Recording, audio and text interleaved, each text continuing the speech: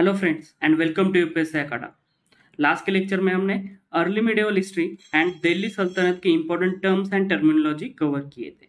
In this lecture we will cover important terms for Mughal period के important terms and terminology up to 18th century. ठीक है, सो ये हमारे upcoming exam के लिए इंपॉर्टेंट है। देखिए, फर्स्ट टर्म है बाबरनामा। आप सभी ने सुना होगा बाबरनामा क्या है। ये ऑटोबायोग्राफी है, ऑटोबायोग्राफी ऑफ बाबर। नाम से ही समझ आ रहा है बाबरनामा यानी autobiography of Babur, also known as Tuzuki Baburi. इसका दूसरा नाम है तुजुकी बाबरी। ठीक है, ये हम बोल सकते हैं मुगल पीरियड की फर्स्ट ऑटोबायोग्राफी, जो फर्स्ट मुगल रूलर बाबर ने लिखी थी, उसकी खुद की ऑटोबायोग्राफी है ना। जो वो इंडिया में आने से पहले जो उसकी जो एक्सपीरियंसेस थे एंड आफ्टर द इंडिया, जब वो इंडिया आया, इंडिया के जो उसके एक्सपीरियंसेस है, यहाँ के लोग, यहाँ का कल्चर, यहाँ की ज्योग्राफी, उसके बारे में उसने लिखा है। इंपॉर्टेंट रूलर्स, जैसे उसने कृष्णदेवराय के बारे में भी लिखा है, जो विजयनगर का इंपॉर्टेंट रूलर था उस समय। सो बाबरनामा इंपॉर्टेंट है। देन मुगल एडमिनिस्ट्रेशन देखिए, मुगल एडमिनिस्ट्रेशन में वजीर इंपॉर्टेंट था, है ना। वजीर जो दिल्ली सल्तनत में भी एक पोस्ट थी, वो भी इंपॉर्टेंट बन चुकी थी ड्यूरिंग द मुगल पीरियड। सो वजीर कौन था? हेड ऑफ रेवेन्यू डिपार्टमेंट और प्राइम मिनिस्टर, है ना। सारे इंपॉर्टेंट डिसीजन जो मुगल बादशाह था, वो वजीर का एक तरह से वजीर से बातचीत करके उससे सारा वो डिसीजन लेता था, उससे बातचीत करके। देन दीवान, दीवान कौन था? Responsible for all income and expenditure. नाम से पता चल रहा है दीवान, है ना। इनकम एंड एक्सपेंडिचर की सारी चीजें देखने वाला। And he control over khalisa and जागीर।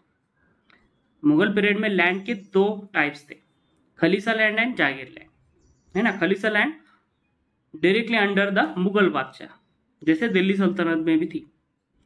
ऐसी लैंड जो डायरेक्टली बादशाह के अंडर है। एंड जागीर लैंड जो जागीरदार है, मनसबदार है, इनके अंडर होने वाले लैंड। सो इनका कंट्रोल, इनका काम देखने वाला diwan, and responsible for all income and expenditure. Then Mir Bakhshi, Mir Bakhshi कौन था? He was the head of military department and intelligence agencies. Mir Bakhshi military department का head Bakhshi, and intelligence agencies का भी वो हेड था। देन मीर सामान, मीर सामान was incharge of imperial royal कारखाना, है ना। नाम से हमें समझ आ रहा है सामान, एक तरह से रॉयल कारखाना में जो गुड्स बनाए जाते थे, है ना, इसका इंचार्ज, इसका रॉ मटेरियल, इसका प्रोडक्शन, इसके लेबर, सारे काम देखने का इसके ऊपर ये रिस्पॉन्सिबिलिटी थी। मीर सामान इंचार्ज ऑफ इंपीरियल रॉयल कारखाना। देन सदर उस सदर, सदर उस सदर was incharge of charitable and religious endowments. जो मुगल पीरियड में चैरिटेबल वर्क्स होते थे, रिलीजियस एंडोमेंट्स, एक आधा रिलीजियस ट्रस्ट हो गया, देन उसको जो डोनेशन देना होता था, देन मॉस्क हो गया, टेम्पल्स हो गए, इनको जो मेंटेनेंस के लिए जो पैसे मदद दी जाती थी, वो सदर उस सदर के अंडर होती थी। देन काजी उल कुजत, काजी उल कुजत देखिए was the supreme authority for justice after emperor, है ना। एम्परर के बाद was the supreme authority for the justice. So highest authority was emperor, बादशाह, एंड उसके बाद काजी उल कुजत, यानी काजी उल कुजत का जो डिसीजन है उसके अगेंस्ट अपील कर सकते थे ओनली टू द बादशाह, है ना, बादशाह के पास। देन मुहतासिब, मुहतासिब देखिए was the sensor of public morals, जो पब्लिक मोरल्स होते थे इनके ऊपर ध्यान रखने वाला, कि अकॉर्डिंग टू इस्लामिक लॉ यहाँ के लोग बिहेव कर रहे हैं या नहीं, मेनली इस्लामिक पीपल। इसका ये एक तरह से इसके ऊपर रिस्पॉन्सिबिलिटी थी कि ये सारा देखना, प्रजा में जो पब्लिक मोरल्स है वो ठीक से वो इम्प्लीमेंट कर रहे हैं नहीं, censor of public moral, Muhtasib. Then Mushrifi Mumalik, Mushrifi Mumalik was the accountant general. Mushrif account देखने वाला, so accountant general. And Mustaufi Mumalik was the auditor general. हमने पहले भी ये टर्म्स देखे, मुशरिफ अकाउंटेंट होता है एंड मुस्तफी ऑडिटर होता है, ऑडिट करने वाला। सो मुस्तफी मुमालिक ऑडिटर जनरल है ना, जो भी कामकाज है, इनकम एक्सपेंडिचर है, इनका ऑडिट करने वाला। देन दरोगाई डाक चौकी, दरोगाई डाक चौकी, he was the officer incharge of imperial post. जो इंपीरियल पोस्ट है ना, आज के जैसे पोस्ट ऑफिसेस है उसी तरह से यहाँ पे डाक होते थे, डाक चौकी। ये सारे डाक चौकी का जो ऑफिसर इंचार्ज होता था वो था दरोगा ई डाक चौकी।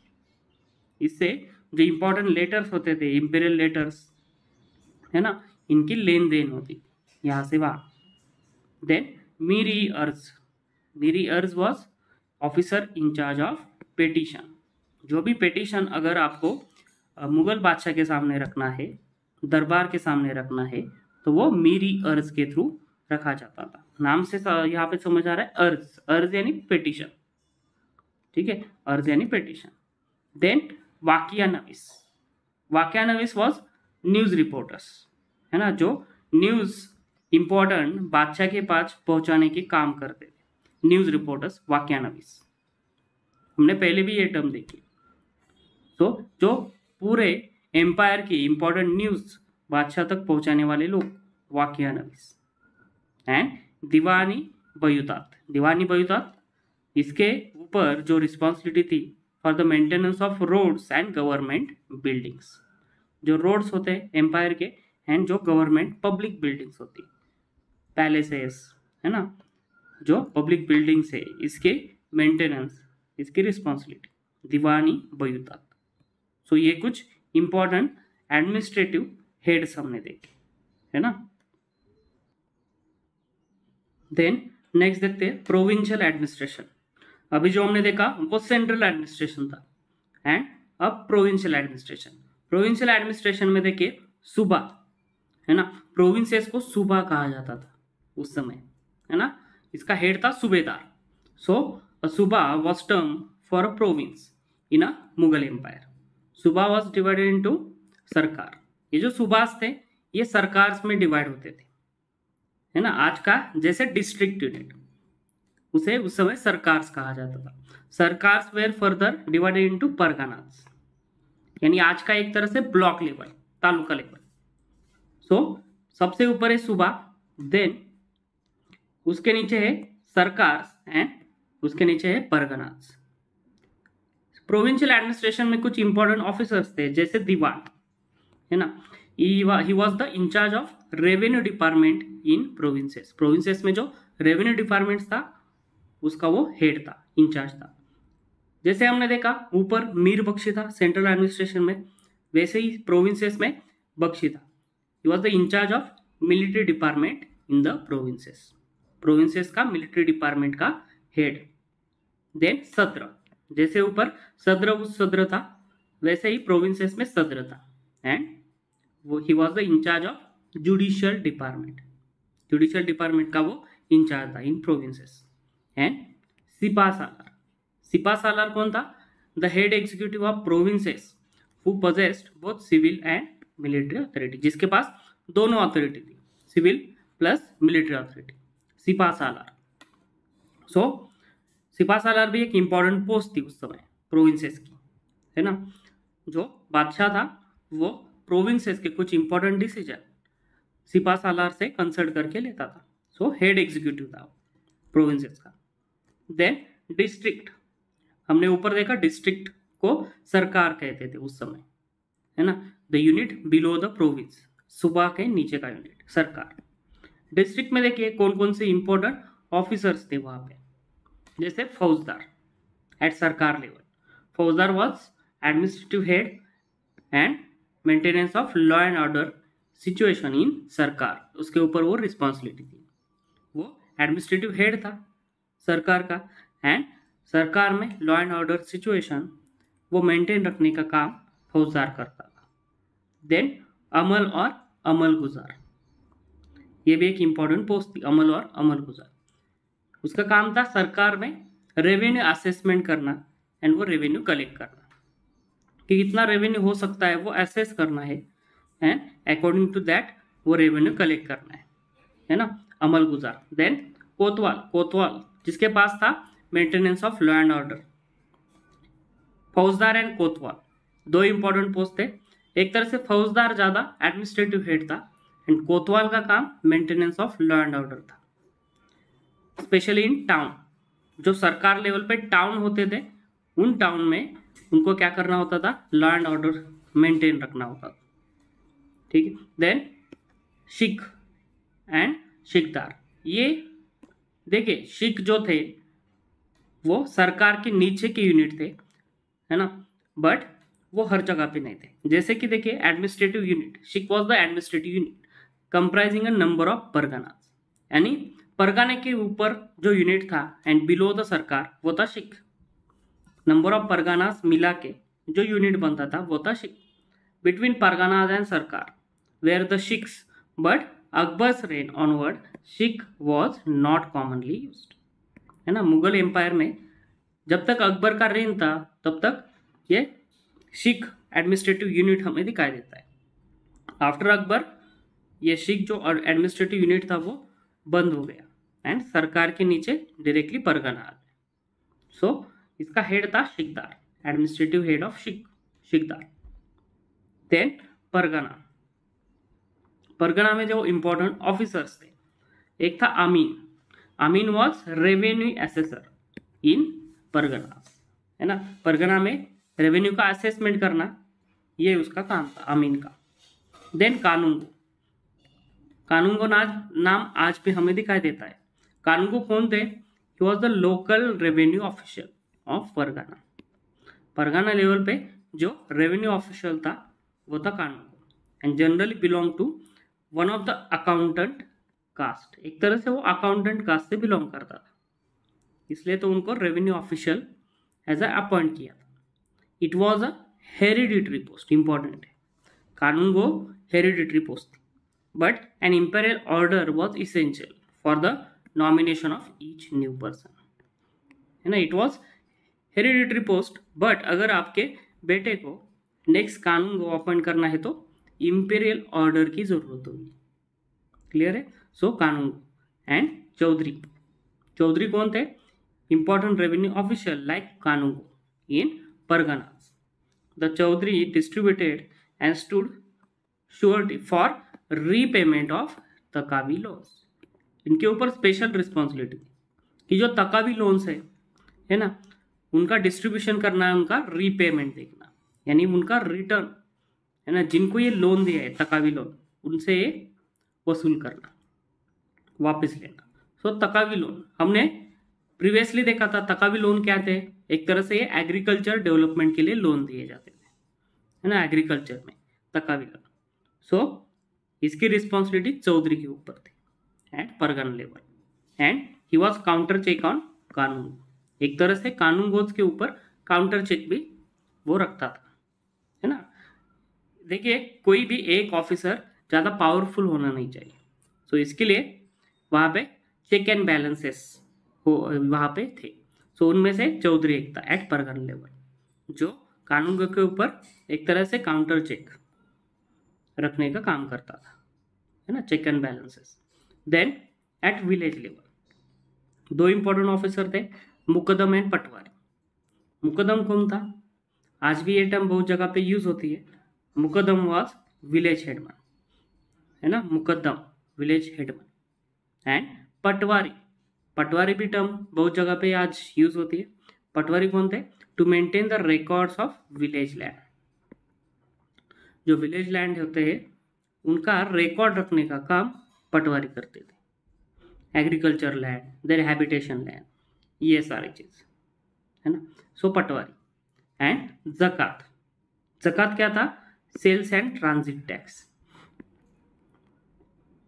आज भी होते हैं, देखिए जकात नाका, जो इंपॉर्टेंट उस समय भी हाईवेज थे, है ना, महामार्ग। सो इस हाईवेज के ऊपर वहां पे जकात टोल था, जहाँ पे ये जकात वसूल किया जाता था, है ना। It was an transit tax. For the maintenance of roads, उसका काम जो है सो ज़कात।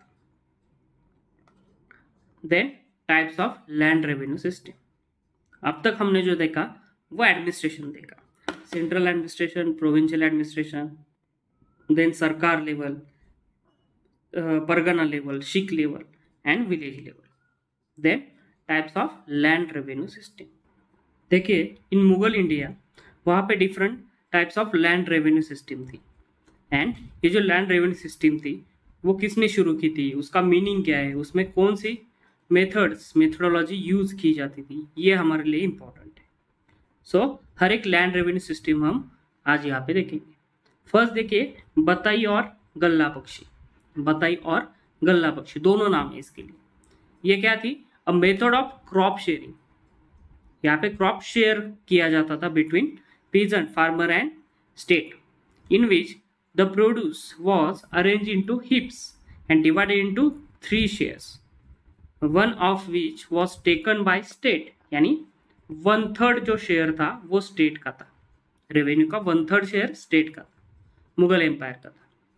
ठीक है, जितना भी वहाँ पे प्रोडक्शन होता था, food grain production, it was arrange into हिप्स and after that वहाँ पे 3 शेयर्स किए जाते थे, 1 शेयर स्टेट का होता था एंड 2 शेयर्स पीजेंट के होते थे। ठीक है, under this system the peasant had the choice to pay in cash और काइंड। ये पीजेंट के ऊपर है कि वो कैश में पे करना चाहता है या काइंड में यानी इन टर्म्स ऑफ गुड, और फूड ग्रेन है ना, क्रॉप्स में वो शेयर करना चाहता है, फूड ग्रेन देना चाहता है या कैश देना चाहता है, ये पीजेंट के ऊपर था। सो बताई और गल्ला बख्शी। ठीक है, देन यहाँ पे देखिए उसके कुछ टाइप्स है, खेत बताई एंड लंग बताई, ये भी हमें टर्म्स दिखाई देती है। खेत बताई यानी क्या, the share was decided when the crop was still standing in the field and division of field was marked, यानी अब तक जो फूड ग्रेन है ना, अब तक जो क्रॉप्स है उसका हार्वेस्टिंग नहीं हुआ, वो खड़ा ही है खेती में, and the share was decided when crop was still standing in the field, अब तक उसका हार्वेस्टिंग नहीं हुआ, and division of field was mark. So field में डिवीजन किया जाता है इन खेत बताई, यानी टोटल जो लैंड एरिया है इसका 1/3 जो एरिया होता था वो मुगल एम्पायर का डिसाइड किया जाता था। सो खेत बताई, उससे जो प्रोडक्शन होगा वो मुगल एम्पायर को जाएगा। एंड दूसरा लंग बताई, the crop was cut and stacked in heap without separating grain, है ना, जो क्रॉप होता था वो कट किया जाता था and it was stack in heap, but उसे ग्रेन अलग नहीं किया जाता, without separating grain, and division of crop in this form was made, वो था लंग बताई। सो ये 2 टाइप्स है, खेत बताई एंड लंग बताई। क्लियर है, तो ये थी बताई और गल्ला बख्शी सिस्टम। ये सारे सिस्टम हम डिटेल में ले रहे हैं, बहुत सारे स्टूडेंट को कंफ्यूजन होता है इसमें। सो देखिए नेक्स्ट देखिए राय सिस्टम। राय सिस्टम शेरशाह ने शुरू की थी, है ना, अकबर के पहले जो रूलर था अफगान रूलर शेरशाह सूरी, तो उसने शुरू की थी। शेरशाह हैड एस्टैब्लिश राय और पर बीघा यील्ड सिस्टम, इसी को पर बीघा यील्ड सिस्टम कहा जाता है, या ये इसका मीनिंग है। पर बीघा वॉज यूनिट ऑफ लैंड, ठीक है, पर बीघा यील्ड सिस्टम, कि पर बीघा कितना यील्ड आएगा, अकॉर्डिंग टू दैट वहां पे रेवेन्यू डिसाइड होगा। The rai was based on 3 rate, इसके लिए 3 तरह के रेट होते थे, representing good, middle and low yield, and 1/3 of sum of this was appropriated as land revenue. So यहाँ पे 3 रेट डिसाइड होते थे, for the good yield, for the middle yield and for the low yield, and इन तीनों का summation करके इसका 1/3 land revenue collect किया जाता था राय system. And Akbar adopted Sher Shah Rai system, है ना, जब अकबर ने अपना रूल शुरू किया, जब वो इन द बिगिनिंग फेज, तो उन्होंने एज इट इज वो शेरशाह की जो सिस्टम थी राय सिस्टम वो कंटिन्यू रखी। क्लियर है, देखिए यहाँ पे 3 रेट होते थे, good yield, middle yield and low yield, ये पहले से डिसाइड होता था according to previous production, and then इनका समेशन करके वहां पे 1/3 शेयर स्टेट को दिया जाता था। सो राय सिस्टम। देन नेक्स्ट देखिए दहशाला और जब्ती और बंदोबस्त सिस्टम, ये तीनों नाम यहाँ पे यूज किए जाते। दहशाला, जब्ती और बंदोबस्त सिस्टम। दहशाला यानी क्या, यहाँ पे क्या होता था देखो, प्रीवियस 10 ईयर्स के जो प्रोडक्शन थे उनका एवरेज निकाल के अकॉर्डिंग टू दैट वहां पे रेवेन्यू डिसाइड होता था। And this system was introduce by Raja Todarmal, जो फाइनेंस मिनिस्टर था अकबर का। And during the Sher Shah Suri, राजा तोडरमल एक इंपॉर्टेंट वहां पे ऑफिशियल था शेरशाह सूरी के रूल में भी। सो राजा तोडरमल एक इंपॉर्टेंट वहां पे जिसने ये शुरुआत की थी रेवेन्यू सिस्टम की, दहशाला जब्ती सिस्टम, ठीक है। बहुत सारे रिफॉर्म किए थे उसने। सो शेरशाह सूरी अकबर के समय देखिए यहाँ पे क्या होता है, average production of 10 years has been derived from this method.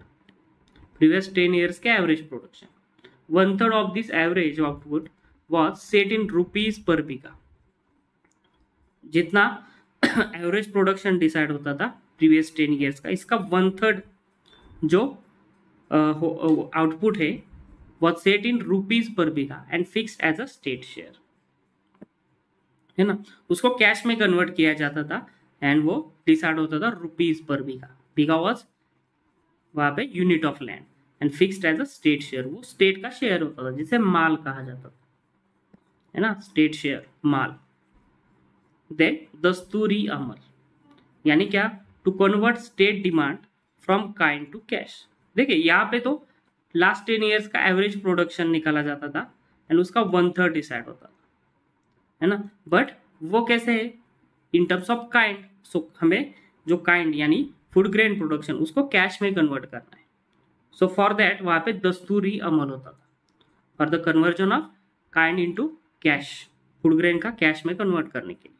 A separate schedule of cash revenue rates for various crops was created. हर एक क्रॉप के लिए वहां पे कैश रेवेन्यू रेट डिसाइड होता था, अकॉर्डिंग टू दैट वहां पे कन्वर्जन होता था from kind to cash, which was called dasturi amal. उसी को दस्तूरी अमल कहा जाता था। सो ये टर्म इंपॉर्टेंट है, देखिए पूछ सकते हैं, ठीक है।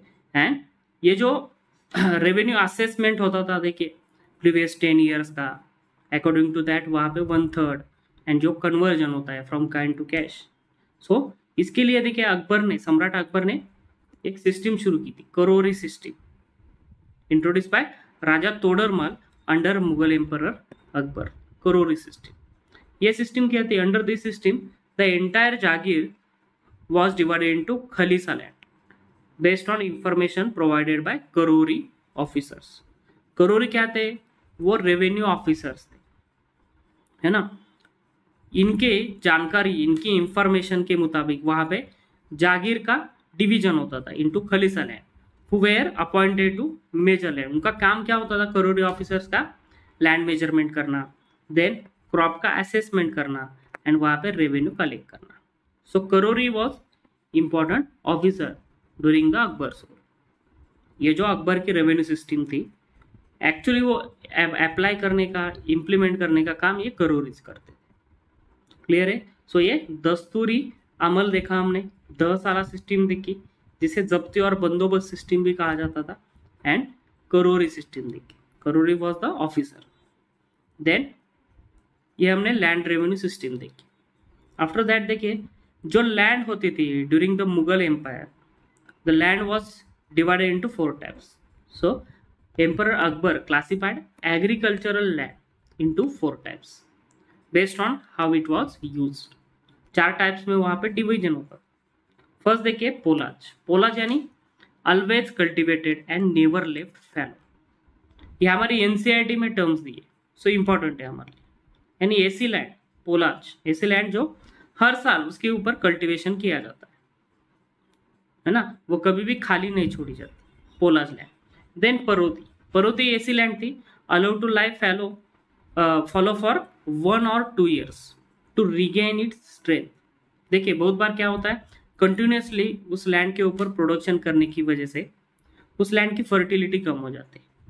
सो फिर से फर्टिलिटी रीगेन करने के लिए, है ना, वहां पे ये लैंड कुछ साल के लिए 1 या 2 साल के लिए वहाँ पे खाली रखा जाता है, ठीक है, जिससे इसकी जो फर्टिलिटी है फिर से वापस आ जाए। So allow to lie fallow for 1 और 2 ईयर्स, 1 या 2 साल के लिए वो खाली रखी जाती है parauti land. Then chachar land left uncultivated for 3 to 4 years, ऐसी लैंड जो 3-4 सालों तक वहाँ पे खाली पड़ी है, चाचर लैंड। एंड बंजर जमीन, ये तो आपने टर्म सुनी होगी, बंजर। बंजर यानी केप्ट फैलो फॉर 5 ईयर्स और लॉन्गर, जो 5 साल से ज़्यादा वहाँ पे खाली पड़ी है। तो ये 4 टाइप्स ऑफ लैंड थे, एग्रीकल्चर लैंड, जो अकबर के समय किए थे। एंड अकॉर्डिंग टू दैट वहाँ पे रेवेन्यू डिसाइड होता। तो यहाँ पे ऐसे डिटेल सर्वे एंड स्टडी करके उन्होंने लैंड रेवेन्यू सिस्टम इंप्लीमेंट की थी, इसलिए तो राजा तोडरमल इसके लिए फेमस थे, ठीक है। ठीक है, यहाँ पे देखिए इमेज में इस तरह से यहाँ पे खेती होती थी, जो पोलार लैंड है ऑलवेज कल्टिवेटेड, है ना, हर समय जहाँ पे कल्टिवेशन होता था।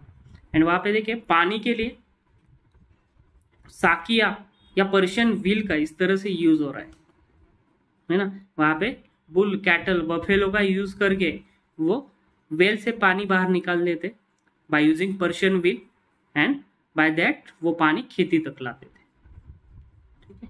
यहाँ पे मैन्युअली लेबर वर्क करके बहुत बार खेती होती थी। सो ये मुगल पेंटिंग में दिखाया गया है। मुगल पेंटिंग एक इम्पोर्टेंट सोर्स है हमारे लिए उस समय की इंफॉर्मेशन पाने के लिए, ठीक है। देन नेक्स्ट सिस्टम देखिए कनकूट और दानाबंदी, ये भी एक रेवेन्यू सिस्टम थी, Mughal revenue system.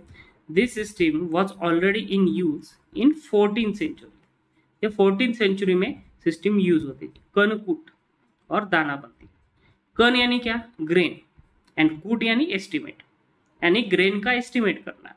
So under this system instead of actually dividing the grain and estimate was made on basis of actual inspection of spot। सो वहाँ पे एक्चुअल ग्रेन का डिवीजन नहीं होता था, उसकी जगह वहाँ पे एक्चुअल ऑन स्पॉट इंस्पेक्शन करके एस्टिमेट निकाला जाता था कि यहाँ पे कितना प्रोडक्शन हो सकता है according to quality of food grain, and उसी में 1/3 एस्टिमेटेड प्रोड्यूस वहाँ पे डिसाइड होता था, फिक्स होता था एज अ स्टेट रेवेन्यू। सो कनकूट, कन यानी ग्रेन एंड कूट यानी एस्टिमेट, यानी कितना फूड ग्रेन का प्रोडक्शन होगा उसका एस्टिमेशन करना, इसी को दानाबंदी भी कहा जाता है। So 1/3 of estimated produce was fixed as the state demand, वहाँ पे 1/3 ऑफ एस्टिमेटेड प्रोड्यूस फिक्स होता था as a state demand. In simple terms it was a rough estimate of produce on the basis of actual inspection and past experience. So एक तरह से on spot जाके यहाँ पे एक्चुअल इंस्पेक्शन होता था, and on the basis of past experiences वहाँ पे रफ एस्टिमेट निकाला जाता था कि कितना प्रोडक्शन वहाँ पे हो सकता है। सो कनकूट एंड दानाबंदी सिस्टम। एंड और एक सिस्टम है लास्ट, नसक, नसक सिस्टम। ये देखिए this was widely prevalent in Mughal empire, particularly in Bengal. Bengal के एरिया में ज़्यादातर ये सिस्टम यूज होती थी, nasaq system. In this system, a rough cultivation or calculation was made। वहाँ पे रफ कैलकुलेशन और एस्टिमेशन निकाला जाता on the basis of past revenue receipts of peasant, है ना। पीजन्स को देखिए वहाँ पे रेवेन्यू रिसिप्ट्स दी जाती थी कि आपका इतना इतना रेवेन्यू है, वो आपको स्टेट को देना है। सो ये जो पास्ट रेवेन्यू रिसिप्ट थी, इनके बेसिस पे वहाँ पे रफ कैलकुलेशन निकाला जाता था, एंड अकॉर्डिंग टू दैट वहाँ पे स्टेट का रेवेन्यू डिसाइड होता था। So it required no actual measurement, वहाँ पे एक्चुअल मेजरमेंट भी नहीं होता था, एंड वहाँ पे ऑन स्पॉट इंस्पेक्शन भी नहीं होता। सो एक तरह से ये हम बोल सकते हैं बहुत सारे ड्रॉबैक है इसके नसक सिस्टम के, बिकॉज प्रीवियस ईयर जो प्रोडक्शन होता है वो इस साल एग्रीकल्चर फील्ड में प्रोडक्शन होगा ही, ऐसा हम एक्चुअली नहीं कह सकते 100% श्योर। सो एक तरह से बहुत बार फार्मर्स को इससे कुछ बेनिफिट होता था, एंड कुछ समय वहाँ पे फार्मर्स का नुकसान होता था। सो ये नसक सिस्टम हमने देखे। देन कुछ अदर इम्पोर्टेंट टर्म्स है वो देखते हैं। फर्स्ट देखे मसाहत। मसाहत, यानी क्या, land revenue on the basis of measurement of land. जब भी कभी लैंड मेजरमेंट करके वहां पे लैंड रेवेन्यू डिसाइड होता था, उसे मसाहत कहते हैं। सो इंपॉर्टेंट टर्म पूछ सकते हैं। देन जरीबाना और मुहसिला। जरीबाना ये टर्म हमने प्रीवियसली देखी थी। ये क्या है, एक तरह से फी है, फी for measuring the land and revenue collection.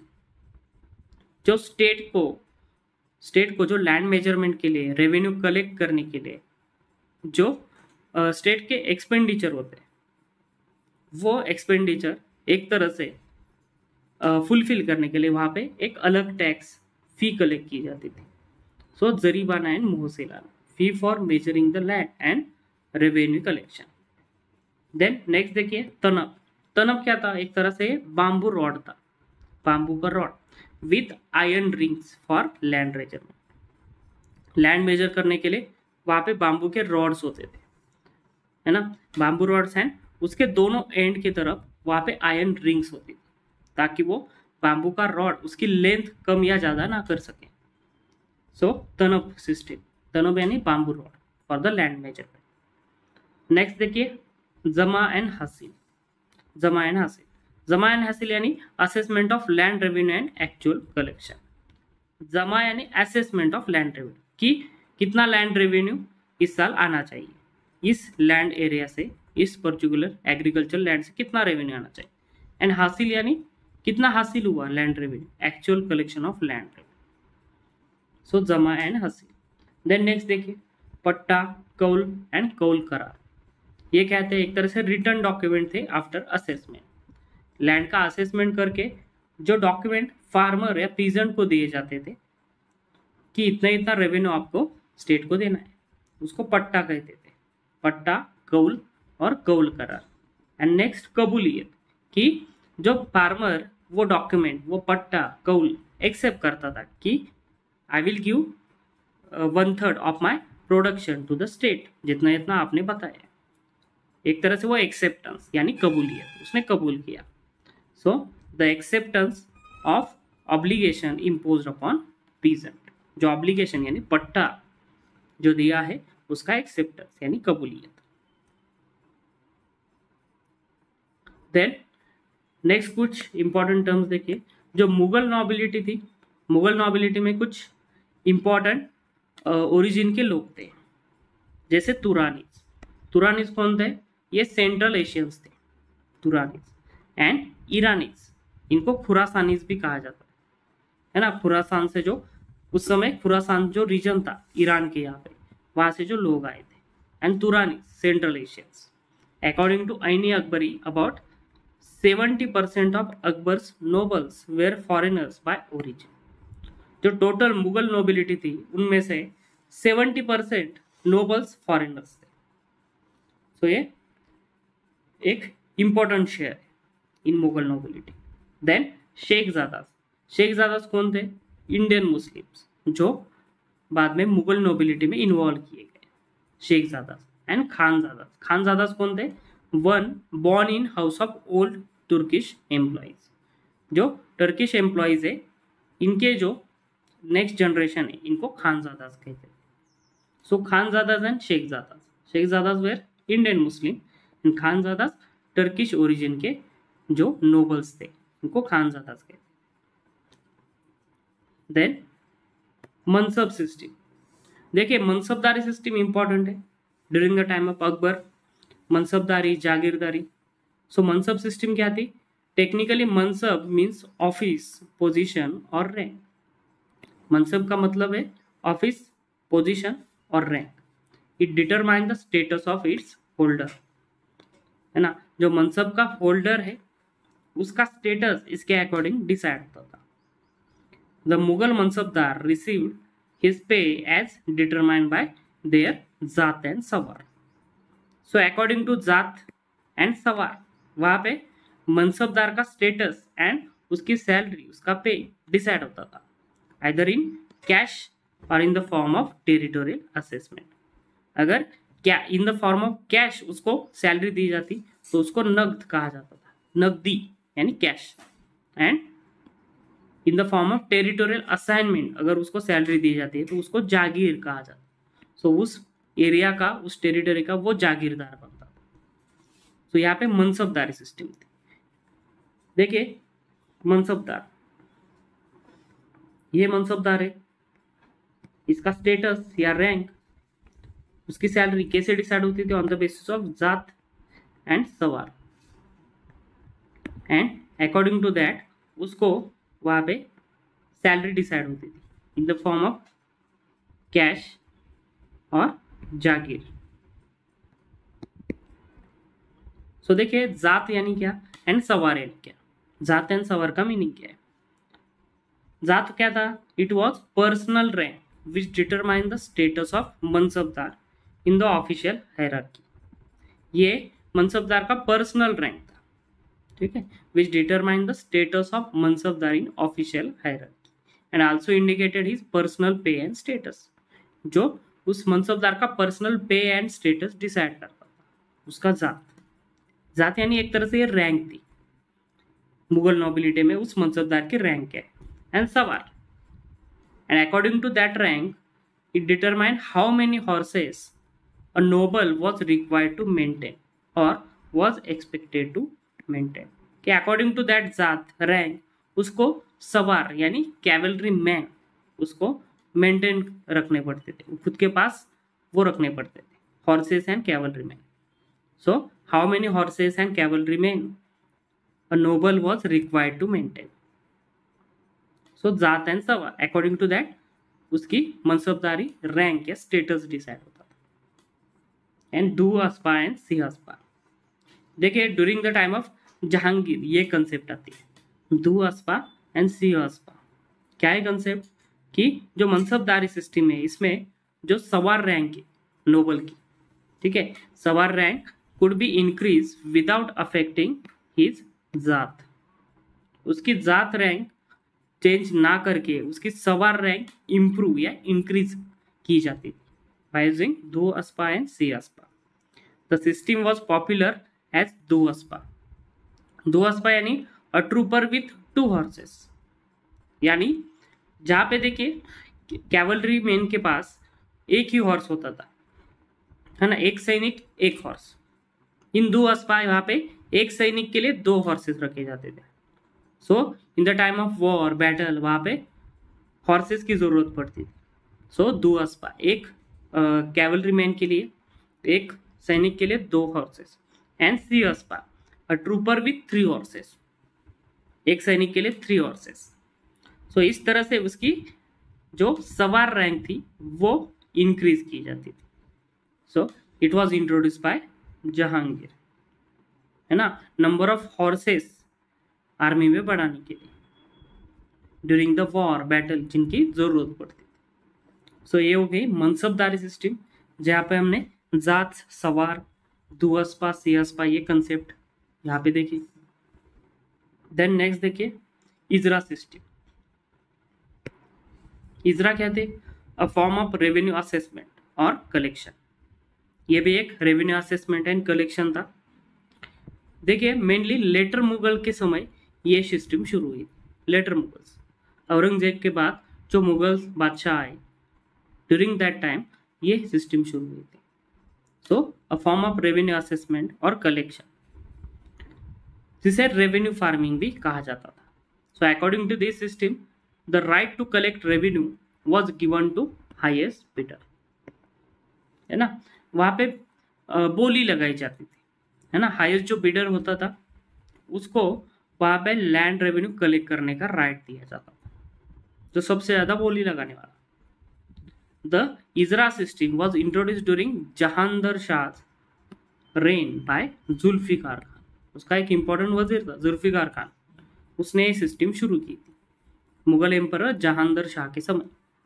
Ijra system, जो हाईएस्ट बिडर था उसको लैंड रेवेन्यू कलेक्ट करने के राइट्स दिए जाते, जिसे रेवेन्यू फार्मिंग भी कहा जाता था। एंड जो इजरेदार था, है ना, जिसके पास ये लैंड रेवेन्यू राइट्स आते थे, जो हाईएस्ट बिडर होता था उसको रेवेन्यू फार्मर भी कहा जाता था, है ना, जिसका काम था वहां पे रेवेन्यू कलेक्ट करना। देन अकबर के समय कुछ इंपॉर्टेंट टर्म्स हमें दिखाई देते हैं, जैसे इबादत खाना, एक बहुत इंपॉर्टेंट टर्म है इबादत खाना। क्या था ये इबादत खाना? It was house of worship. नाम से समझ आ रहा है, इबादत, इबादत करना यानी वर्शिप करना, इबादत खाना यानी हाउस ऑफ वर्शिप। और इबादत Khana was establish by Mughal emperor Akbar for conducting religious debates and discussion among theologians and experts of different religions। कि अकबर को ये क्वेस्ट था कि डिफरेंट डिफरेंट रिलीजन में किस तरह से फिलोसॉफी दी गई, तो उसको ये जानना था, है ना। वहां पर भी उस समय डिबेट्स होते थे कि हमारे रिलीजन की फिलोसॉफी ज़्यादा सुपीरियर है, वो ज़्यादा सटीक है। सो अकबर ने क्या किया, एक इबादत खाना शुरू किया, जहाँ पे वो क्या करता था, सारे रिलीजन को के एक्सपर्ट्स एंड थियोलॉजियंस उनको वहाँ पे बुलाता था एंड इनमें डिबेट एंड डिस्कशन कराता था। ठीक है, उनकी डिबेट एंड डिस्कशन सुन के उसको नॉलेज मिलती थी हर एक रिलीजन की। अकॉर्डिंग टू दैट वो वहाँ पे धीरे धीरे कंक्लूजन की तरफ आया। ठीक है, कि सारे रिलीजन में बहुत सारी चीज़ें सेम ही है। So the construction of Ibadat Khana was started in early 1575 C at Fatehpur Sikri. So Ibadat Khana कहाँ पे है? जो अकबर ने अपनी नई कैपिटल बनाई थी फतेहपुर सिकरी, वहाँ पे उन्होंने इबादत खाना बनाया। ये जो बिल्डिंग दिख रही इमेज में वो इबादत खाना है, जहाँ पे ये रिलीजियस डिस्कशन एंड डिबेट्स होते थे, जहाँ पे अकबर, सम्राट अकबर खुद आता था वो डिबेट एंड डिस्कशन सुनने। सो इबादत खाना एट फतेहपुर सिकरी। एंड ये मुगल आर्किटेक्चर का एक इम्पॉर्टेंट एग्जाम्पल भी है। देखिए, जब आप मेंस में आंसर लिखेंगे मुगल आर्किटेक्चर के ऊपर, तब आप वहाँ पे ये एग्जाम्पल कोट कर सकते हैं। जिस तरह से यहाँ पे रेड सैंडस्टोन का उन्होंने यूज किया है ना, वाइट मार्बल, दैट जो राजपूत आर्किटेक्चर है उसका इन्फ्लुएंस वहाँ पे दिख रहा है। नेक्स्ट, इमाम ई आदिल। इमाम ई आदिल यानी जस्ट रूलर। अकबर क्या था? एक तरह से इमाम ई आदिल था, जस्ट रूलर, है ना। किसी एक रिलीजन की तरफ ज़्यादा उसका ये नहीं था, यानी टॉलरेंट रूलर, जस्ट रूलर, इमाम ई आदिल। एंड मुजाहिद यानी इनफैलिबल अथॉरिटी। उसने खुद को इनफैलिबल अथॉरिटी डिक्लेयर की, यानी रिलीजन एंड जो लॉज, इस्लामिक लॉज थे, रिलीजियस लॉज, इनसे ऊपर कौन है? तो बादशाह है, इनफैलिबल अथॉरिटी, मुजाहिद। देन देखिए, इबादत खाना में जो उसने डिबेट्स एंड डिस्कशन सुने एंड आफ्टर दैट वो कंक्लूजन की तरफ आया एंड उसने खुद का एक रिलीजन वहाँ पे शुरू किया जिसका नाम था तौहीद इलाही और दीन ए इलाही। दीन यानी रिलीजन, है ना, दीन ई इलाही यानी the religion of God. Religion of God was a system of religious belief introduced by Mughal Emperor Akbar in 1582 CE। एक तरह से रिलीजियस बिलीफ सिस्टम थी ये, Din Ilahi, the religion of God, जो अकबर ने शुरू की थी। His idea was to combine Islam and Hinduism into one faith, कि इस्लामिक एंड हिंदुइज्म के जो फिलोसॉफी थॉट्स थे वो एक करना चाहता था in this Din Ilahi, in one faith, but also to add aspects of Christianity, Zoroastrianism and Jainism। उसमें जैनिज्म के भी एस्पेक्ट्स थे, क्रिश्चियनिटी के भी थे एंड जोरोस्ट्रियनिज्म के भी थे। जोरोस्ट्रियन यानी पारसी रिलीजन, है ना, जो ईरान से आए थे, पारसीज, जोरोस्ट्रियंस। सो इन सारे रिलीजन की फिलोसॉफी, उनके विचार यहाँ पे वो कंबाइन करना चाहता था इन one faith, Din i Ilahi, the religion of God. But वो इतना सक्सेसफुल नहीं हुआ इन दैट। कुछ उसके नज़दीक के ही लोग थे जिन्होंने उसका रिलीजन वो एक्सेप्ट किया, वो फॉलोअर बने, जैसे बिरबल था, देन राजा तोडरमल था, देन मानसिंह था। ये कुछ इंपॉर्टेंट नाम है जिन्होंने ये अकबर का रिलीजन वहाँ पे एक्सेप्ट किया था, है ना। सो ये इमेज है, देखिए, जहाँ पे अकबर अपना जो दीनी इलाही, ये जो रिलीजन है, रिलीजियस बिलीफ सिस्टम है, वो अपने फॉलोअर को वहाँ पे एक तरह से उसकी दीक्षा दे रहा है ना। सो इसकी ये मुगल पेंटिंग है, अकबर, है ना, जो अपने दीनी इलाही की फिलोसॉफी आपकी उसका जो सिस्टम है, रिलीजियस बिलीफ है, वो जो उसके फॉलोअर्स है उनको उसकी दीक्षा दे रहा है। देन फर-ई-इज़्ज़ती यानी this concept was develop by Sufi saint Shihabuddin Suhrawardi. जैसे देखिए ड्यूरिंग द दिल्ली सल्तनत, बलबन जो था, बलबन ने एक सिस्टम निकाली थी, हमने देखा सिजदा एंड पाइबोस, यानी सिजदा करना सुल्तान के सामने and paibos, kissing the feet of sultan. उसी तरह से वो क्या कहता था कि सुल्तान ये कौन है, शैडो ऑफ गॉड, है ना, shadow of God. Like that in Mughal era वहां पे फर-ई-इज़्ज़ती ये टर्म आती है, यानी ये कंसेप्ट जो थी वो किसने शुरू की थी, सूफी सेंट शिहाबुद्दीन सुहरावर्दी। जो हमने डिफरेंट सिलसिलास देखे सूफीज्म में जो सिलसिलास थे उनमें एक सुहरावर्दी सिलसिला था जिसके हेड थे शिहाबुद्दीन सुहरावर्दी। इन्होंने ये कंसेप्ट निकाला farr-i-izzati, and according to this Mughal ruler receive power from God, directly God से मुगल रूलर को पावर मिलती। There was hierarchy according to which divine light was transmitted to king who becomes source of spiritual guidance, है ना, फर-ई-इज़्ज़ती।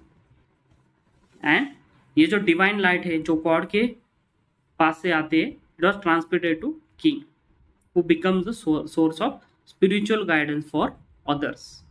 जो उसकी प्रजा है, बाकी के लोग हैं, इनके लिए एक तरह से स्पिरिचुअल गाइड बन जाते हैं, फर-ई-इज़्ज़ती। एंड जो हमने बलबन का देखा शैडो ऑफ गॉड, उसने कंसेप्ट निकाले थे ज़िले इलाही, यानी शैडो ऑफ गॉड, यहाँ पे फर-ई-इज़्ज़ती। देन नेक्स्ट देखिए सुलई कुल, ये भी अकबर ने सिस्टम निकाली थी और उसका एक बिलीफ था, सुलई कुल उसकी एक फिलोसॉफी थी। क्या है देखिए, it is an Arabic term, originally Arabic term है, literally meaning peace with all, यानी यूनिवर्सल पीस, है ना, and absolute peace, drawn from Sufi mystic principle. ये फिलोसॉफी उसने कहाँ से ली, सूफी मिस्टिक प्रिंसिपल से ली। इसका मीनिंग है यूनिवर्सल और absolute peace. Akbar implemented this policy of religious tolerance and tried to make various religions coexist in peace. So एक तरह से ये अकबर की पॉलिटिकल नीड थी, है ना। जैसे हमने एंशियंट में सम्राट अशोका देखा था, अशोका ने जो अपनी पॉलिसी शुरू की थी धम्मा पॉलिसी। अशोका की धम्मा पॉलिसी है, रिलीजन नहीं था धम्मा, इट वाज एक तरह से हम बोल सकते हैं उसकी पॉलिटिकल नीड थी, बिकॉज वहाँ पे सोसाइटी जो थी मल्टी डाइवर्स, मल्टी इथनिक थी, मल्टी रिलीजियस थी। सो सोसाइटी में रिलीजियस टॉलरेंस बनाए रखने के लिए उसने धम्मा सिस्टम शुरू किया, है ना, अशोका धम्मा पॉलिसी। उसी तरह से अकबर ने वहाँ पे सुलई कुल ये फिलोसॉफी रखी, यानी universal peace, absolute peace, because Akbar के एम्पायर में भी बहुत सारे रिलीजन्स थे, इनमें रिलीजियस टॉलरेंस बनाए रखने के लिए उसने ये फिलोसॉफी निकाली sulh i kul, so that he tried to make various religions coexist in peace. वहाँ पे देखिए ड्यूरिंग मिडिवल एरा वहाँ पे कोई भी रिलीजियस राइट्स वगैरह ऐसे एग्जाम्पल्स नहीं मिलते, बिकॉज इस तरह से उन्होंने ये रिलीजियस कोएग्जिस्टेंस का ये फिलोसॉफी रखी थी during the Mughal era.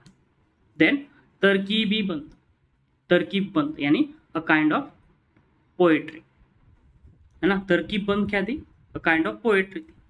Then qasida, a poem written in praise of somebody, अगर आप किसी की स्तुति करना चाहते तो उसके लिए जो पोएम लिखी जाती थी उसको कसीदा कहते थे। एंड मेवराज कौन थे, मेवराज थे पोस्टल रनर्स, है ना, जो उस समय मुगल एम्पायर में डाक चौकी हुआ करती थी। फॉर एग्जाम्पल ये इलाहाबाद है एंड ये दिल्ली है, सो इलाहाबाद से दिल्ली तक जाने के लिए डिस्टेंस तो बहुत बड़ा है, सो वहाँ पे बीच में बहुत सारे ऐसे छोटे डाक चौकी हुआ करते, सो ये जो पोस्टल रनर्स या मेवराज होते थे वो क्या करते थे, यहाँ से वो लेटर लेके भागते थे एंड इस डाक चौकी तक आते थे। इस डाक चौकी में एक नेक्स्ट जो पोस्टल रनर होता था मेवरा, वो बैठा होता था, वो इसके पास वो लेटर देते थे, वो यहाँ से नेक्स्ट डाक चौकी तक भागता था एंड इस तरह से ये जल्द से जल्द वो लेटर एक जगह से दूसरी जगह तक पहुंचाया जाता था। ये जो सिस्टम थी ये मुगल एम्पायर में यूज की जाती थी एंड ये जो पोस्टल रनर्स थे इनको मेवराज कहा जाता था। सो इम्पोर्टेंट है। नेक्स्ट हम देखें अशरफी और मोहर। ये गोल्ड कॉइन हुआ करते थे issued by Mughals, Mughal empire के गोल्ड, अशरफी और मोहर। देन रुपया है ना, आज जो हम इंडिया की हमारा जो करेंसी है रुपया, इसकी सिस्टम, इसकी शुरुआत शेरशाह सूरी ने की थी, Shershah Suri. So Shershah for the first time standardise silver coin, it was called rupiya and had weight of 178 grains. 178 grain का ये रुपया था सिल्वर का। Akbar continued the rupiya as the basic currency with more or less same weight. It was the main coin used for business and revenue transaction. Business and revenue transaction के लिए एक important as a medium रुपया का use होता था। ठीक, then next देखिए दाम। दाम क्या था, ये कॉपर का कॉइन था, the most common coin use for small transaction, है ना। ये कॉपर का था तो छोटे छोटे ट्रांजेक्शन के लिए उसका यूज होता था, कॉपर दाम, which weighed around 323 grains। दाम एक देखिए दाम करी काम, ऐसे बहुत जगह पे कहा जाता है। सो दाम क्या था, एक छोटा कॉपर का कॉइन था उस समय। देन फॉर वेरी पेटी ट्रांसैक्शन, छोटे बहुत छोटे ट्रांसैक्शन जो होते थे दाम से भी नीचे, वो काउडीज में किए जाते थे। काउडीज यानी sea shells were used in mainly coastal areas, because coastal areas में ही ये काउडीज मिल जाते हैं, सी शेल्स, जिनका वहाँ पे यूज होता था। Then during the Vijayanagara empire हमने एक वरा टाइप का गोल्ड कॉइन देखा था, उसे हुन या पैगोडा भी कहा जाता है, हुन और pagoda, gold coin in Vijayanagara empire.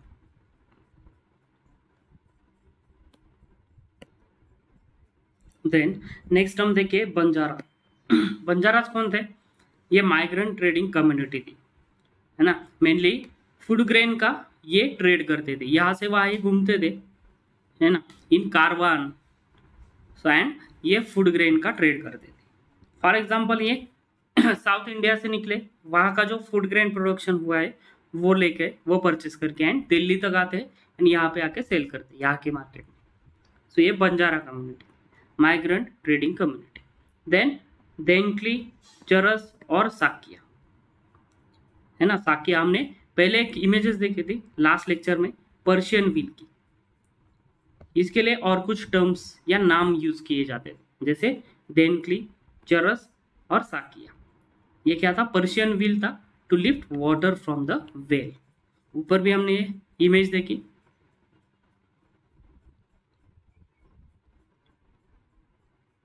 ये पर्शियन व्हील है ना।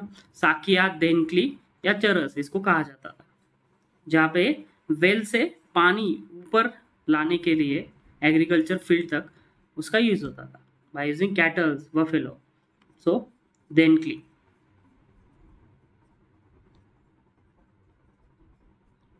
देन नेक्स्ट टर्म्स देखिए, these terms related to a cloth, silk cloth and other type of cloths during the medieval period। so Tafta, Tafta क्या था, एक सिल्क का क्लॉथ था उस समय का, a silk cloth। then जरतारी, जरतारी भी एक क्लॉथ था which was interwoven with gold and silver threads, है ना, जिसके ऊपर गोल्ड एंड सिल्वर थ्रेड से डिजाइन की जाती थी, जरतारी। देन चिंट्स और चिंट, एक तरह से ये कॉटन का क्लॉथ था विथ फ्लोरल और अदर पैटर्न प्रिंटेड, कॉटन का क्लॉथ था जिसके ऊपर floral and other design print किए जाते थे, चिंट।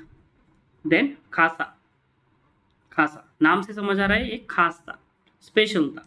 It was kind of muslin and it was expensive cloth, of fine quality, इसलिए तो इसको खासा कहा जाता था। एक्सपेंसिव क्लॉथ, फाइन क्वालिटी का।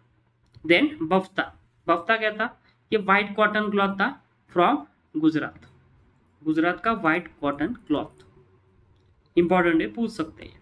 देन मसलिन, ये तो सभी को पता होगा, फेमस था। Silk cloth from Sonargaon, Bengal, Bengal का ये सिल्क क्लॉथ था जो फेमस था उस समय। इसकी बहुत सारी एक्सपोर्ट होती थी, है ना, वेस्टर्न वर्ल्ड से इसकी डिमांड थी मसलिन की। एंड रंगरेज, रंगरेज कौन थे? ये डायर्स थे, कपड़ों को डाई करने वाले, डायर्स, रंगरेज। देन नेक्स्ट टर्म्स देखिए, मुमला और कला, इसका मीनिंग है in Bijapur the terms were use for crown land.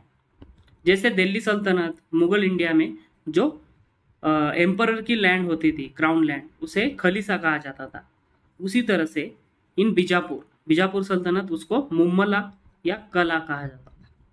Then Zamorin, Zamorin कौन थे? देखिए, ये कालीकत के रूलर्स थे। केरल में जो कालीकत रीजन है, कालीकत प्लेस है, यहाँ के रूलर्स, इनको जामोरिन कहा जाता था। जब वास्को द गामा पहली बार इंडिया आया तो वो यहाँ पे कालीकत में आया था, है ना, जिसका स्वागत जामोरिन ने किया, rulers of Calicut. Then Palayakarar, Palayakarar यानी ये एक तरह से वॉरियर चीफ्स थे, reclaim large quantities of land and develop them into towns known as palayams, है ना।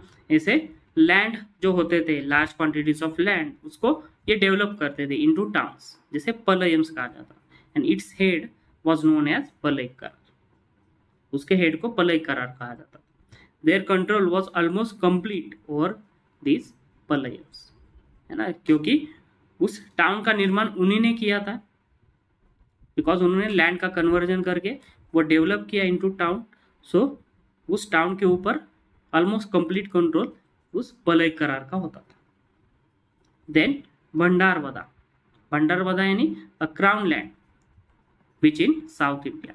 जैसे बीजापुर में क्राउन लैंड को मुमला कहा जाता था, वैसे इन साउथ इंडिया क्राउन लैंड को भंडारवदा ये टर्म यूज होती थी। सो इंपॉर्टेंट है bhandaravada, crown land. Then amara and mokasa, amara and mokasa, amara and mokasa कहते हैं, इन साउथ इंडिया उसको आम्रा कहा जाता था एंड इन डेक्कन उसको मोकासा कहा जाता था, यानी the land granted to nobles and subordinate. ऐसी लैंड जो नोबल्स एंड सबऑर्डिनेट को एज अ ग्रांट में दी जाती थी। साउथ में उसको आम्रा कहा जाता था। आपने सुना होगा विजयनगर एम्पायर में अमर नायका ये टर्म थी, है ना। ऐसे लैंड के chiefs, military chiefs, amara nayaka, and in Deccan mokasa. Then manya and inam, ये भी रेवेन्यू फ्री ग्रांट थी, रेवेन्यू फ्री लैंड ग्रांट, जिनको साउथ इंडिया में मान्य कहा जाता था एंड इन डेक्कन इसको इनाम लैंड कहा जाता है। आज भी ये टर्म डेक्कन में यूज होते हैं, इनाम लैंड यानी revenue free land grant. Then Afaqi and Dakhni, ये दो टर्म इंपॉर्टेंट हमें दिखाई देते हैं इन जो बहामनी सल्तनत थी, बहामनी सल्तनत में ये दो टर्म है, अफ्की एंड दखनी। अफ्की कौन थे? द न्यू डेक्कनी नोबल्स, वो came from Iran, Iraq and Transoxania. जैसे ऊपर देखा हमने शेखजादा एंड खानजादा, वैसे ही बहामनी सल्तनत में जो बाहर से आए थे, ईरान, इराक से, ट्रांसऑक्सेनिया से, ऐसे मुस्लिम जो नोबल्स थे इनको अफ्की कहा जाता था। एंड जो ओल्ड डेक्कन नोबिलिटी से बिलोंग करते थे, जो यहाँ की मुस्लिम नोबिलिटी के लोग थे डेक्कन के, इनको दखनी कहा जाता था। बहुत बार इन दोनों में संघर्ष होता था, कॉन्फ्लिक्ट होता था, इसको अफ्की वर्सेस दखनी कॉन्फ्लिक्ट भी कहा जाता है, ठीक है, इन बहामनी सल्तनत। देन नेक्स्ट टर्म देखिए महजर, महजर यानी डिक्री और डिक्लेरेशन, डिक्री और डिक्लेरेशन। अकबर ने महजर इशू किया था, Akbar issued famous decree of mahzar in 1580 which was drafted by Shaikh Mubarak, Shaikh Mubarak ने ड्राफ्ट किया। This decree recognise the superior position of sultan और बादशाह ओवर द मुजाहिद्स, मुजाहिद्स यानी इंटरप्रेटर ऑफ लॉ, इनसे सुपीरियर कौन होगा तो वो बादशाह होगा। यानी शरीयत लॉ, इससे ऊपर जो बादशाह होगा, अगर उसने डिक्री इशू की और मर्जर इशू किया तो वही अप्लाई होगा। ठीक है, सो मर्जर यानी डिक्री और डिक्लेरेशन, अकबर ने ये इशू किया था। देन वाकिया नवीस एंड वाकिया निगार्स, ये कौन थे? They were appointed to supply the reports directly to emperor. हमने वाकिया नवीस ऊपर देखा है, यानी न्यूज रिपोर्टर्स, जिनका काम था एम्पायर की न्यूज बादशाह तक देना, है ना, बादशाह तक पहुंचाना। वाकिया नवीस एंड वाकिया निगार्स। देन सवानी निगार, इसकी रिस्पॉन्सिबिलिटी होती थी to provide confidential report to empire. जो कॉन्फिडेंशियल रिपोर्ट न्यूज होती थी वो एम्परर तक पहुंचाना, इसका काम था सवानी निगार का। सो ये 3 इंपॉर्टेंट वहां पे न्यूज रिपोर्टर्स थे। Then mirasi right, mirasi rights क्या थे? Mirasi rights were one of the most important aspect of revenue system of South India. South India में मेनली रेवेन्यू सिस्टम में ये मिरासी राइट्स दिए जाते थे। It was originally hereditary right, ये हेरिडिटरी राइट्स होते थे to land and its produce, which gradually became transferable to others by sale, mortgage और gift। मिरासी राइट एक तरह से ये साउथ इंडिया में जो रेवेन्यू सिस्टम थी वहां पे लैंड रेवेन्यू राइट्स थे एंड ये हेरिडिटरी राइट्स थे, मिरासी राइट। एंड इसके जो हेड थे जिनको ये राइट्स मिलते थे इनको मिरासदार कहा जाता था, मिरासदार। सो हेरिडिटरी लैंड राइट और land grant system in South India, है ना, हेरिडिटरी राइट टू लैंड जिनके पास होता था in South India, mirasi rights. Then tarafdar एक इंपॉर्टेंट टर्म है। इन बहामनी सल्तनत जो एडमिनिस्ट्रेशन दिखाई देता है इनमें तरफदार और तरफदारी सिस्टम इंपॉर्टेंट है। तरफदार कौन थे? ये प्रोविंशियल गवर्नर्स थे अंडर बहामनी सुल्तान। बहामनी सल्तनत में प्रोविंशियल गवर्नर्स, जैसे हमने ऊपर देखा है ना सूबेदार इन मुगल इंडिया, उसी तरह से यहाँ पे provincial governors tarafdar. In Delhi सल्तनत वहां पे थे iqtadar. The kingdom was divided into several provinces और tarafs and each of which was govern by tarafdar. हर एक प्रोविंस का हेड था तरफदार। देन नेक्स्ट देखिए जाजमानी सिस्टम। जाजमानी सिस्टम क्या थी? एक तरह से जो उस समय का विलेज कम्युनिटी थी, विलेज इंडिया था, यहाँ पे सिस्टम यूज होती थी, है ना, जहाँ पे करेंसी का कम से कम यूज होता था। क्या था ये jajmani system? A reciprocal social and economic arrangement, एक तरह के सोशल एंड इकोनॉमिक अरेंजमेंट थी between families of different caste within village community in India, है ना। इंडिया की जो विलेज कम्युनिटी उस समय की थी इनमें जो डिफरेंट कास्ट हुआ करते थे, इनमें जो इकोनॉमिक एंड सोशल अरेंजमेंट थी ये जाजमानी सिस्टम थी, by which one family exclusively perform certain services for others. The most crucial services were those of blacksmith, carpenters, potters and shoemakers, है ना। एक तरह से यहाँ पे बार्टर एक्सचेंज होता था, यानी जो पॉटर्स है, पॉटर्स ने जो पॉट्स बनाए वो फार्मर्स को देंगे, इसके बदले फार्मर्स उनको फूड ग्रेस देंगे। सो एक तरह से बार्टर एक्सचेंज होता था jajmani system. Generally they were paid in kind for providing the basic tools, है ना।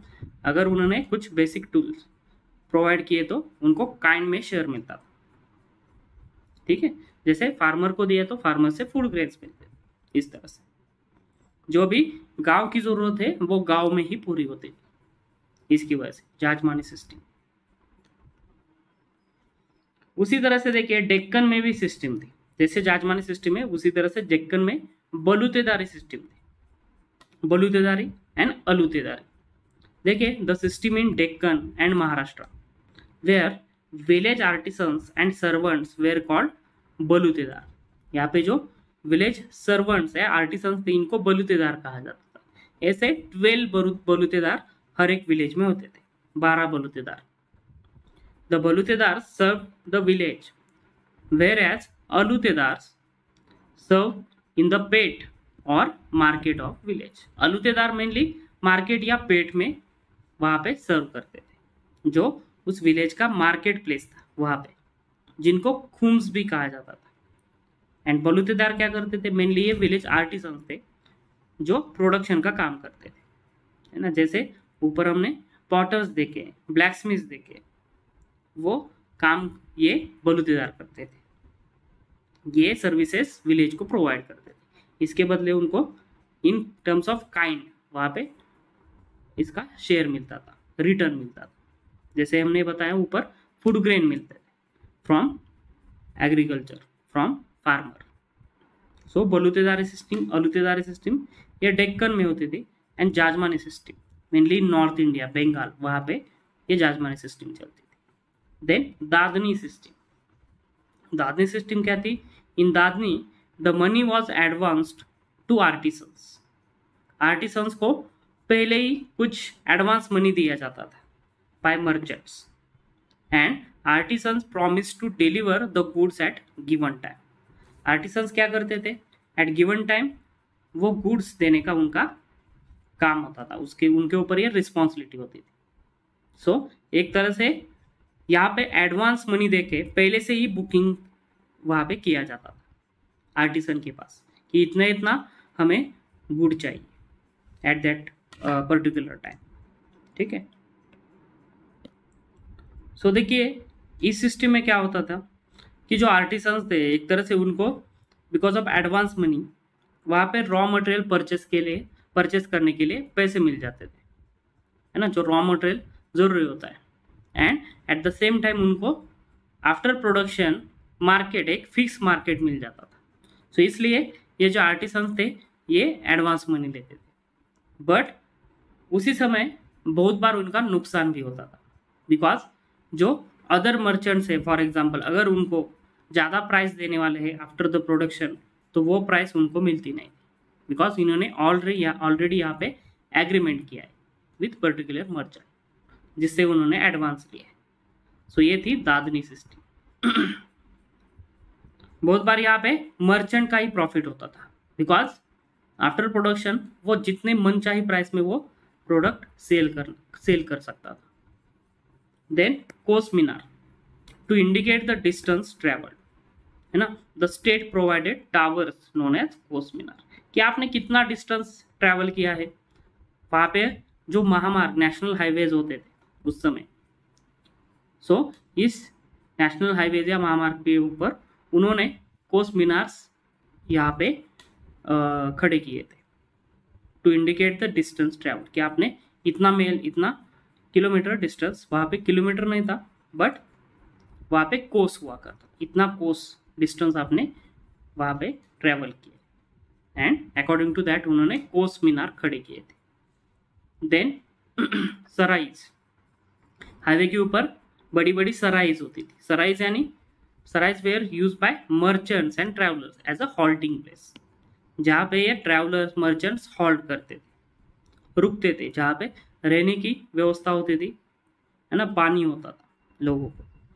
सो ये जो इमेज है वो मुगल एरा की एक सराय है ना, सराय ऑफ मुगल एरा. इस तरह से सराय होती थी ऑन मेन इंपॉर्टेंट हाईवेज, महामार्ग, जहाँ पे ये एज अ ट्रैवलर्स मर्चेंट्स वहाँ पे हॉल्ट करते थे.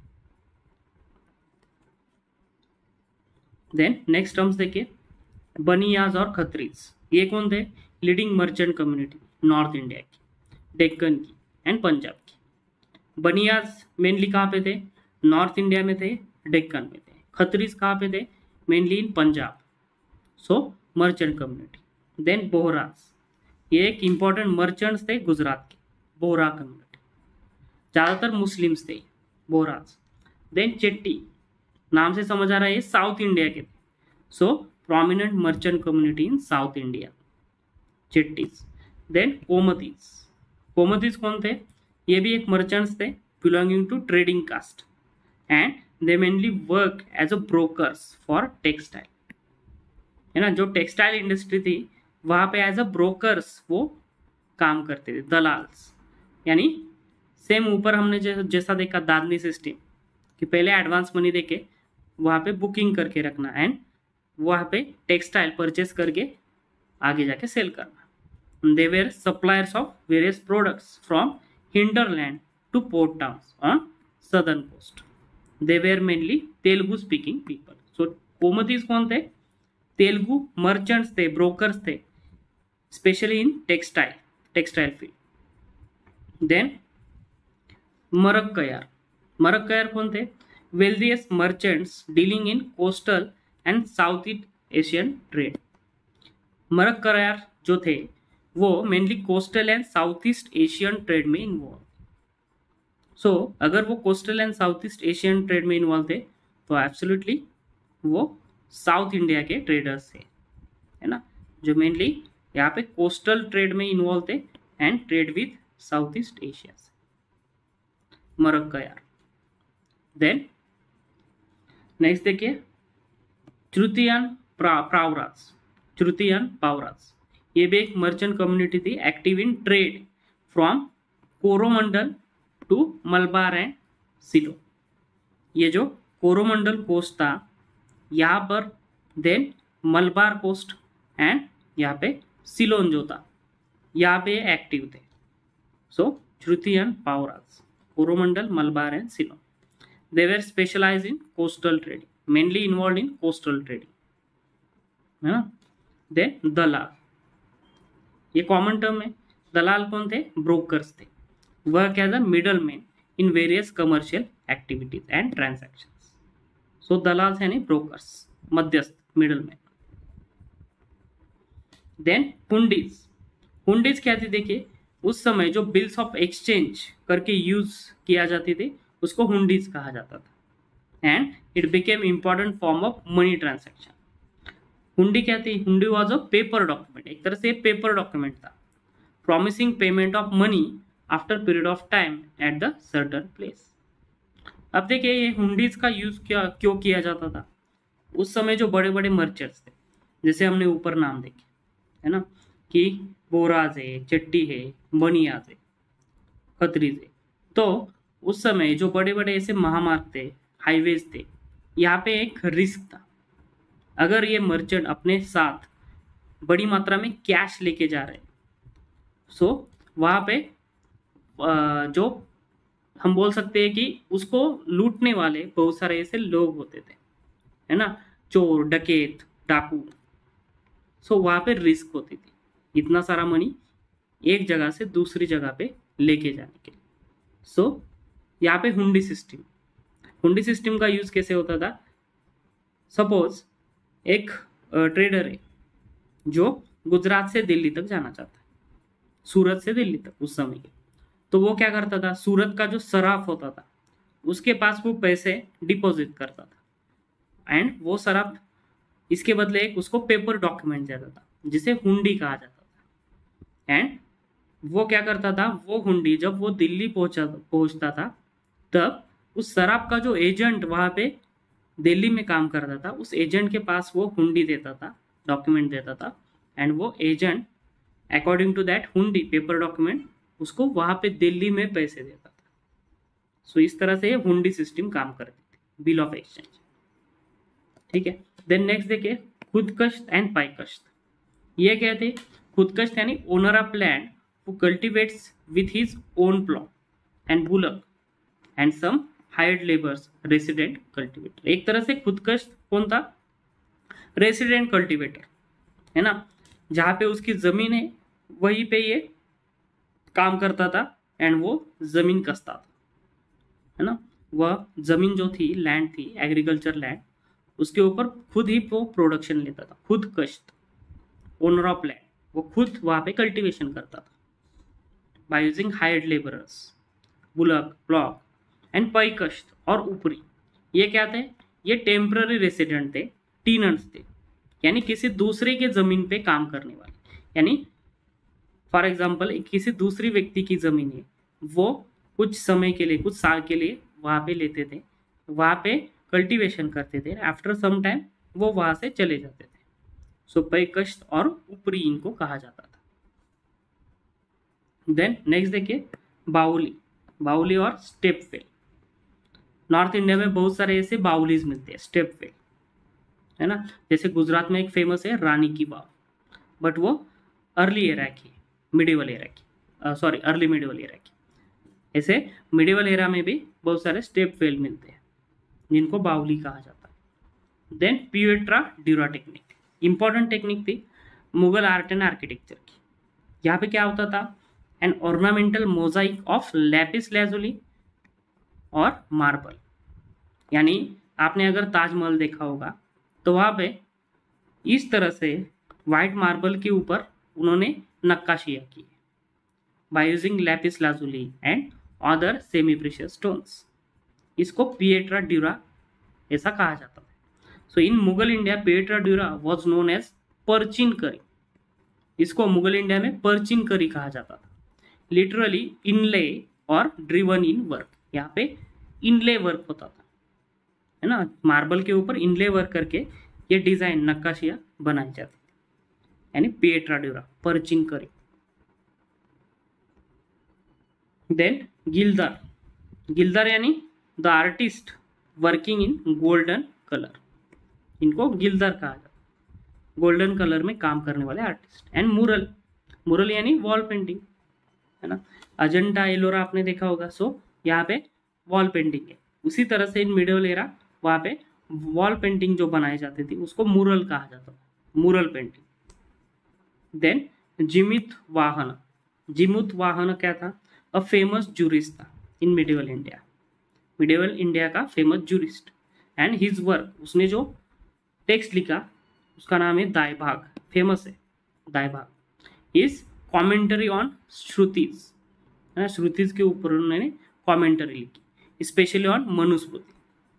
सो दायभाग टेक्स्ट उन्होंने लिखा and according to that Dayabhaga वहाँ पे हिंदू जो लॉज रूल्स थे वो इम्प्लीमेंट होने लगे इन मिडिवल एरा। सो दायभाग सिस्टम। देन नस्तलिक, नस्तलिक क्या थी, ये पर्शियन स्क्रिप्ट थी यूज इन मिडिवल इंडिया, है ना। बहुत जगह पे हमें मुगल आर्किटेक्चर के ऊपर ये दिखाई देती है, Nastaliq Persian script. Mughal text में भी बहुत जगह पे नस्तलिक स्क्रिप्ट का यूज किया है। देन नेक्स्ट हम देखें मोकासा, नबूत, पाइबाकी एंड सौरगर। मोकासा यानी grant of land for military service and rent free land. ऊपर भी हमने ये टर्म देखी, मोकासा एक तरह से ये रेंट फ्री लैंड है for the military service. Then नबूत, नबूत यानी remission of land revenue on account of natural disaster. अगर आपके यहाँ पे नेचुरल डिजास्टर आता है तो आपको लैंड रेवेन्यू में वहाँ पे कंसेशन या रेमिशन दिया जाता है, इसको नबूत कहा जाता था, नबूत। देन पाइबाकी यानी land reserve for allotment of जागीर, ऐसी लैंड जो जागीर के लिए रिजर्व रखी गई, यानी इसी लैंड से जागीर दी जाएगी, है ना। सो लैंड रिजर्व फॉर जागीर, इसको पाइबाकी कहा जाता था, इंपॉर्टेंट है पाइबाकी। देन सौरगल, सौरगल यानी रेंट फ्री लैंड, ये भी रेंट फ्री लैंड थी सौरगल, ठीक है। देन नेक्स्ट टर्म्स देखिए मिसल, देखिए इन 18th सेंचुरी महाराजा रंजीत सिंह आपने सुना होगा। सो यहाँ पे मिसल सिस्टम हुआ करती थी। मिसल कहते हैं ये सॉवरेन छोटे छोटे स्टेट्स थे ऑफ सिख कॉन्फेडरेंसी, है ना। जो पंजाब एरिया था, पंजाब हरियाणा, यहाँ पे सिख कॉन्फेडरेंसी जो थी वहाँ के छोटे छोटे स्टेट्स सॉवरेन स्टेट्स थे that rose during 18th century in Punjab region. एक तरह से अरिस्टोक्रेटिक रिपब्लिक सिस्टम दिखाई देती है, यानी अरिस्टोक्रेट्स थे, सॉवरेन स्टेट्स थे, हर एक स्टेट का मुखिया होता था, प्रमुख होता था। एंड रिपब्लिक किस तरह से, बिकॉज ये जो सिख कॉन्फेडरेंसी थी ये अपनी डिसीजन सारे जो स्टेट के हेड थे वो एक साथ आके यहाँ पे डिसीजन लेते थे। सो ये अरिस्टोक्रेटिक रिपब्लिक सिस्टम थी, मिसल सिस्टम। देन नानकर, नानकर यानी portion of revenue given to zamindar, zamindar को जो आप रेवेन्यू प्रोवाइड करेंगे, नानकर। देन उमरा, मुगल एरा में जो नोबिलिटी थी इनको कलेक्टिवली उमरा कहा जाता था, है ना। इसी का आगे उमराव ये शब्द हुआ, सो उमरा। देन वुजूहत, वुजूहत यानी टैक्सेस ऑन कैटल, उस समय जो कैटल के ऊपर टैक्सेस लगाए जाते थे उसको वुजूहत कहते थे। देन नेक्स्ट टर्म देखिए विलायत, विलायत यानी स्पिरिचुअल टेरिटरी ऑफ सूफी, जो सूफी लोग थे, सूफी सेंट थे, इनकी स्पिरिचुअल टेरिटरी जिसे विलायत कहते थे, विलायत। देन अहदीस, अहदीस कौन थे, ये कोर आर्मी के लोग थे, the core army made up of superly equipped gentleman troopers, एक तरह से आज के एनएसजी कमांडर्स, सो ये अहदीस थे, है ना, कोर आर्मी के लोग। देन बारावर्दी, बारावर्दी यानी रिक्रूट ऑन एडहॉक पे, जब जरूरत पड़े तब इनको रिक्रूट किया जाता, बारावर्दी, रिक्रूट ऑन एडहॉक पे। नेक्स्ट टर्म्स देखिए खिजरावत एंड हक ई शर्त, खिजरावत यानी टैक्स ऑन वेजिटेबल्स, उस समय वेजिटेबल्स के ऊपर भी अलग टैक्स लगाया जाता था, उसको खिजरावत कहते थे। एंड हक ई शर्त यानी इरिगेशन टैक्स, अगर एम्पायर ने आपको इरिगेशन सिस्टम प्रोवाइड की है, कैनॉल्स, वेल्स, तो आपको उसके बदले एम्पायर को वहां पे टैक्स देना पड़ता था, जिसको हक की शर्त कहा जाता था, ठीक है, हक की शर्त यानी irrigation tax. Then nij and ryoti, nij and ryoti ये जो टर्म है it was related to indigo cultivation, जो इंडिगो कल्टीवेशन होने लगा बाद में, इसके रिलेटेड ये टर्म है। In the nij cultivation system the planters produced indigo on lands that they directly control, nij system में प्लांटर्स, है ना, जिनका डायरेक्टली कंट्रोल होता था लैंड के ऊपर, यहाँ पे इंडिगो कल्टीवेशन करते थे। They either bought the land और rented it from other zamindar, whereas in ryoti system, ryoti system में क्या होता था, कल्टीवेशन, ठीक है, किस तरह से होता था, प्लांटर्स फोर्स द रियोत, है ना, जो रैयत यानी पीजन फार्मर्स थे, इनको जो प्लांटर्स थे इनके ऊपर फोर्स करते थे to sign the contract and give them loans to grow the indigo, एक तरह से दादनी सिस्टम जैसी थी आर्टिसन के साथ, उसी तरह से यहाँ पे रियोती सिस्टम थी for the Indigo cultivation. And नीच कल्टीवेशन यानी यहाँ पे प्लांटर्स जिनकी खुद की लैंड जो होती थी वहां पे उनका कंट्रोल होता था, डायरेक्टली कंट्रोल, यहाँ पे ये इंडिगो कल्टीवेशन करते थे। सो नीच कल्टीवेशन एंड रियोती यानी इंडिगो कल्टीवेशन के रिलेटेड ये टर्म्स है ना। नीज यानी प्लांटर्स की खुद की जमीन, डायरेक्टली कंट्रोल जमीन, यहाँ पे इंडिगो कल्टीवेशन करते थे। एंड रियोती यानी जो रैयत है, पीजेंट्स है, इनको ये इनके ऊपर फोर्स करते थे to sign the contract document. Then चिपिकार्स, चिपिकार्स कौन थे, स्पेशलिस्ट ब्लॉक प्रिंटर्स थे, है ना, कपड़े को ये फैब्रिक के ऊपर प्रिंट, कलर प्रिंट करने वाले, डिजाइन, है ना, वेरियस डिजाइन से ये प्रिंट करते थे, सो स्पेशलिस्ट ब्लॉक प्रिंटर्स, चिपिकार्स। देन औरंग, औरंग जो इंपॉर्टेंट टर्म है, यूपीएससी ने ये पूछ रखी है एग्जाम में, प्रीलिम्स में। औरंग यानी Persian term for warehouses, उस समय के जो वेयर हाउसेस थे इनको औरंग कहा जाता था। देन अगरियास, अगरियास कौन थे, कम्युनिटी ऑफ आयरन स्मेल्टर्स, है ना, आयरन स्मेल्टर्स की कम्युनिटी। देन जवाबित, जवाबित क्या थी, एक तरह से सेक्युलर डिक्री थी इशूड बाय एम्परर, एम्परर जब सेक्युलर डिक्री इशू करता था, है ना, उसको जवाबित कहा जाता था, मोस्टली रिलेटेड टू एडमिनिस्ट्रेशन, है ना, रूल्स रेगुलेशन, जवाबित। देन मिल्कियत, मिल्कियत यानी land cultivated for private use of zamindars, zamindars के प्राइवेट यूज के लिए जो लैंड कल्टिवेट की जाती थी उसको मिल्कियत कहा जाता था, मिल्कियत। एंड निषिद्धि यानी ritual death practices exclusively by Jain, Jain लोगों में जो रिचुअल डेथ प्रैक्टिसेस होती थी, इसको निषिद्धि कहा जाता। सो ये कुछ इंपॉर्टेंट टर्म्स हो गए related to Mughal period. Then last हम देखते हैं मराठा एडमिनिस्ट्रेशन, उसके रिलेटेड इंपॉर्टेंट टर्म्स। फर्स्ट देखिए चौथ। चौथ क्या था, नाम से समझ आ रहा है, 1/4। चौथ यानी 1/4। सो 1/4 of revenue collected as the protection money collected from those regions which were alien to Maratha kingdom or from neighboring kings. So Maratha kingdom से, है ना, जो नेबरिंग किंग थे, जो एलियन स्टेट्स थे, इनसे 1/4 टैक्स कलेक्ट किया जाता था फॉर देयर प्रोटेक्शन, जिसे चौथ कहा जाता था, है ना। And then sardeshmukhi. Sardeshmukhi क्या था, it was additional levy of 10%।